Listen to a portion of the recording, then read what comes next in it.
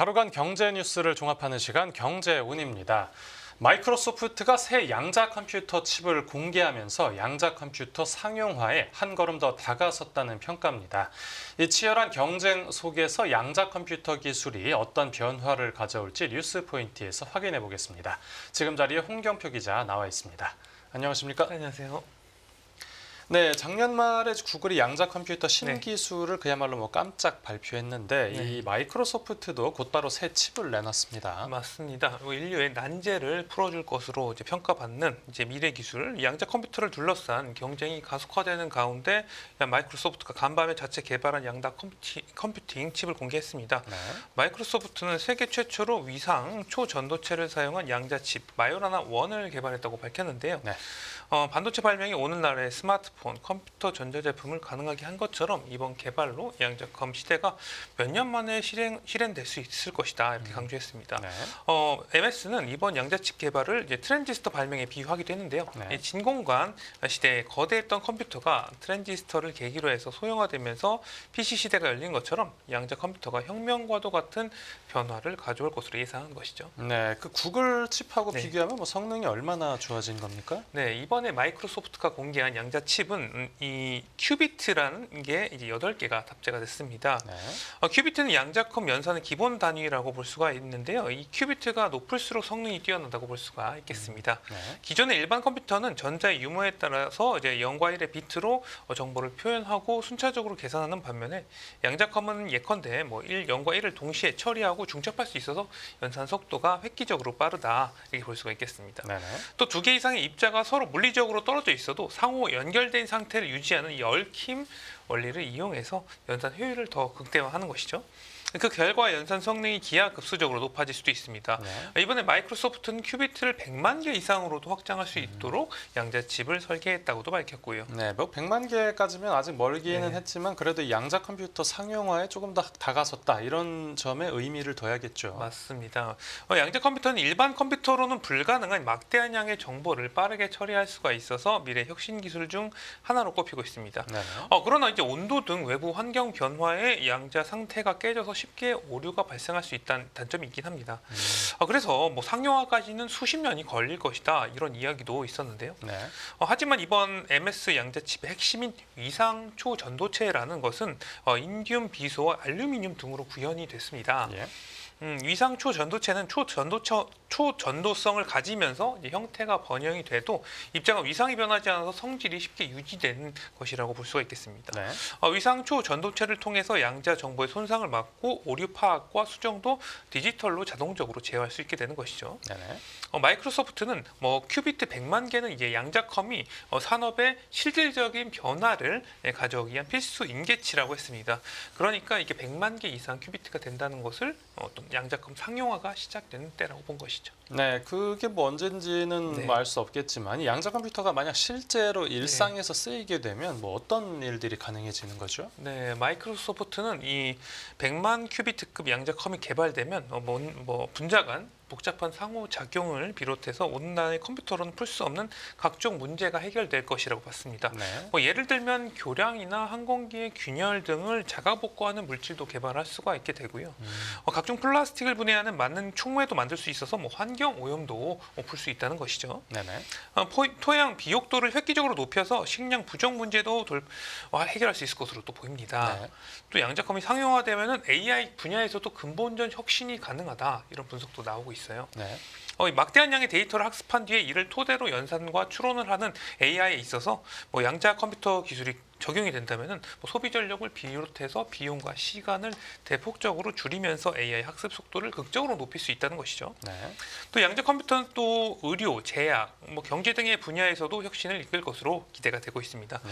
양자 컴퓨터를 본격적으로 활용을 하게 되면은 신약 후보 물질을 찾는 데 들어가는 비용과 시간을 줄일 수도 있게 되고요. 암이나 치매 등 난치병을 쉽게 치료할 수 있는 시대가 열릴 것으로도 전망되고 있습니다. 거기다가 차세대 배터리라든가 그래픽 등 신소재를 지금보다 더 빠르게 개발할 수도 있고요. 네, 그런데 그 인공지능 업계에서는 이 네. 양자 컴퓨터 상용화 시기가 더 늦을 거라고 봤습니다. 네, 뭐 젠슨왕 엔비디아 CEO 같은 경우는 양자 컴퓨터가 상용화되는데 수십 년이 걸릴 것이다 이런 이야기도 했었어요. 네네.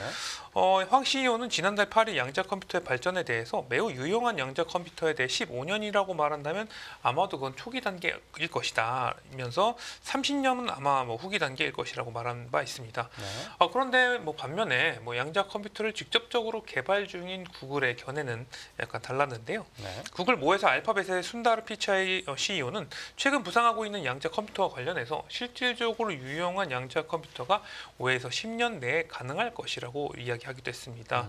뭐 마이크로소프트도 수년 내 양자 컴퓨터가 상용화될 것으로 전망을 해서 누구의 말이 맞는지는 좀 지켜봐야 될 것 같습니다. 네, 양자 컴퓨터 업체들 간의 경쟁이 붙었다는 것도 뭐 기술 발전이 더 빨라진다는 뜻이겠죠. 맞습니다. 뭐 구글이 작년 12월 공개한 양자칩 윌로 같은 경우는 기존 슈퍼컴퓨터로 10에 25제곱년이 걸리는 계산을 5분 만에 수행해서 주목을 받았고요. 네. 거기에 IBM 같은 경우는 작년 11월에 퀀텀 헤론 양자칩을 공개하면서 전작 대비 뭐 동일한 연산 작업 시간을 112시간을 2.2시간으로 크게 단축했다 이렇게 밝혔습니다. 예. 뭐 그러니까 구글과 IBM이 이끌어가던 양자 컴퓨터 시장에서 마이크로소프트가 도전장을 낸 것으로 보이는데요. 네. 앞으로 양자컴 시장이 어떻게 흘러갈지도 주목해 봐야 될 것 같습니다. 네, 알겠습니다. 네, 이어서 다음 뉴스 보겠습니다. 네, 불경기속 매물 쏟아져 중견기업들 M&A 잇따라 작년에 이 중견기업들 인수 합병이 부쩍 많았나 봅니다. 맞습니다. 이 불황과 고금리가 장기화되는 과정 속에서 굵직한 중견기업 인수합병 M&A가 잇따르고 있습니다. 네. 작년 100억 원 이상 규모의 주요 M&A 완료 건수는 474개로 전년보다 한 12% 증가했는데요. 네. 사실 이 M&A 같은 경우는 경기가 좋고 금리가 낮을 때 이제 활발합니다. 네. 하지만 최근에는 불황이 장기화하면서 시장에 나오는 매물이 많아진 것이 특징이라고 볼 수가 있겠습니다.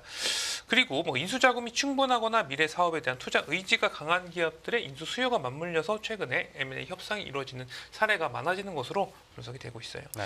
최근 뭐 대표적으로 이루어지고 있는 M&A 건 같은 경우는 대명 소노그룹은 작년에 1,762억 원을 들여서 TA항공 지분 26.77%를 이제 확보한 데 이어서 최대 주주인 예림당과 지분 인수 협상을 진행 중입니다. 네. 뭐 예림당 측은 TA항공 지분은 30.06%를 들고 있고요. 네, 또 최근에 거래가 성사된 업체들도 살펴보면요. 네, 하나 호텔 앤 리조트는 8,700억 원을 들여서 급식업체 아워엄 지분 58%를 인수하는 주식 매매 계약을 체결했습니다. 네. 이번 인수는 김승현 한화그룹 회장의 삼남 김동선 부회장이 주도한 것으로 알려졌어요. 예. 한화는 호텔의 식음료 사업 부문 역량 강화와 식음, 숙박 사업 등 다른 산업 부문과 시너지 창출을 위해서 아워엄 인수에 나선 것으로 분석되고 있습니다. 네. 또 오랜 기간 사업 확대를 보시면 웅진 같은 경우는 작년 말부터 상조업계 1위 업체인 프리드라이프 인수를 추진하다가 사모펀드 VIG 파트너스로부터 우선 협상권을 부여받았습니다. 네네. 아직 구체적인 인수 대금은 공개되진 않았지만 시장에서 프리드라이프 기업 가치는 한 1조 원 정도로 추산이 되고 있어요. 웅진은 주사업인 교육 분야의 성장 한계로 신사업 발굴에 애를 쏘았습니다. 네. 2023년에는 2차 전지 장비 업체 EQ셀 인수 우선 협상자로 선정이 돼서 시사까지 진행했지만 최종적으로 협상이 성사되지는 않았고요. 네, 그 또 일부 자산을 팔거나 아니면 이제 경영권을 넘기는 일도 부쩍 늘었다고요. 맞습니다. 경기가 상당히 어려워지면서 비효율 자산이나 계열사를 처분하고 선택과 집중 경영을 하는 회사도 늘어나고 있는데요. 예. 호텔 롯데는 자산 유동화를 추진하면서 4성급 호텔인 L7과 시티호텔 매각을 검토하고 있습니다. 국내에서도 L7 4곳과 시티호텔 7곳 등 모두 11곳이 운영 중입니다. 네. 그리고 야심차게 추진해오던 신사업 경영권을 금융부담과 실적 부진 지속에 울며 겨자 먹기식으로 넘기는 경우도 있었는데요. 이게 해외 사례기는 한데요. 미국 모이건사가 인스파이어 엔터테인먼트 리조트 경영권을 사모펀드인 메인캐피털에 넘긴 것이 대표적인 사례라고 볼 수가 있겠습니다. 네네. 모이건은 메인캐피털과의 대출 약정을 지키지 못해서 경영권을 넘긴 것으로 확인이 되는데요. 네. 인스파이어 같은 경우는 작년에 한 1,500억 원 가량의 영업 손실을 낸 바 있습니다. 네, 알겠습니다. 네, 이어서 다음 뉴스 보겠습니다. 네, 덴마크 국방 강화 한국 방산의 기회되나 지금 덴마크에서 어떤 일이 벌어지고 있는 거죠? 네, 이 대대적인 재무장을 예고한 덴마크가 국방 예산 추가 편성과 함께 군 당국에 조속한 무기 조달을 지시했습니다. 네. 덴마크 총리는 기자회견에서 올해와 내년 국방비를 약 10조 원 추가 편성한다고 공식 발표했는데요. 네. 전날 의회에서 안보 상황이 냉전 시대보다 더 엄중하다면서 대대적인 재무장에 나서야 한다고 말한 데 따른 후속 조치라고 볼 수가 있겠습니다. 네. 덴마크 총리는 이번 증액을 통해서 덴마크 국방비가 GDP 3%를 거뜬히 넘길 것이라고 밝혔는데요. 네. 덴마크는 이미 작년에 국방비를 10년간 총 38조 원을 증액한다는 계획을 세웠는데 이로는 부족하다고 판단한 것이죠. 덴마크 총리는 또 의미심장한 발언을 했습니다. 네. 이 국방 장관에게 전하는 메시지는 단 하나다. 무기를 사고 또 사라. 중요한 건 오직 스피드. 이렇게 이야기를 했는데요. 예.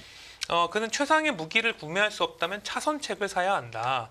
만약 우리가 원하는 무기를 구매하는데 너무 오래 걸린다면 보다 신속히 인도될 수 있는 다른 것을 선택해야 된다. 뭐 이렇게 말하기도 했고요. 네, 이렇게까지 뭐 이제 강조를 한다는 건 뭐 아무래도 러시아하고 우크라이나 사이의 어떤 전쟁이 장기화하고 있다는 점이 네. 크겠죠.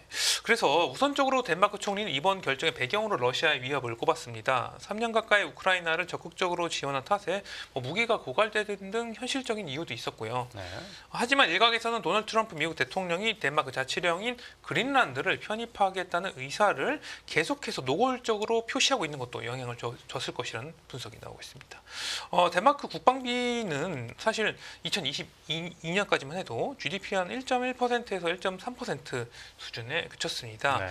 이 수십 년에 걸친 국방비 삭감으로 방공 및 해군 전력이 특히나 취약한 것으로 알려졌습니다. 예. 하지만 덴마크는 우크라이나 러시아 전쟁 다음에 2023년에 GDP의 2.01%까지 늘리면서 나토 목표치를 달성을 했고 만약에 이번에 3% GDP 3%까지 국방비를 올린다고 하면은 미국과 국방비 비율이 비슷해지는 상황까지 이르게 됩니다. 네. 작년 기준 미국의 국방비는 3.38%였고요. 네. 또 우리 방산업계 입장에서는 네. 이제 무기 수출이 늘어날 수 있으니까 일단 호재라고 볼 수 있고요. 네, 우리나라는 이미 우크라이나 러시아 전쟁 발발 이후에 폴란드 등 유럽 국가에 K9 자주포라던가 장갑차 등 무기를 꾸준하게 수출해 왔는데요. 지금 덴마크가 무기 확충이 급하고 최상의 무기가 안 되면 차선의 무기라도 구하겠다. 이렇게 발언을 한 걸 비춰봤을 때 네. 가성비가 뛰어난 우리나라 무기에도 기회가 있을 것으로 전망이 되고 있습니다. 이에 이제 덴마크 재무장이 덴마크를 시작으로 해서 나토 회원국을 대상으로 한 어떤 우리나라의 수출 확대 기회로 작용할 수 있다는 관측도 나오고 있고요. 네, 알겠습니다. 오늘 뉴스 포인트는 여기서 정리하겠습니다.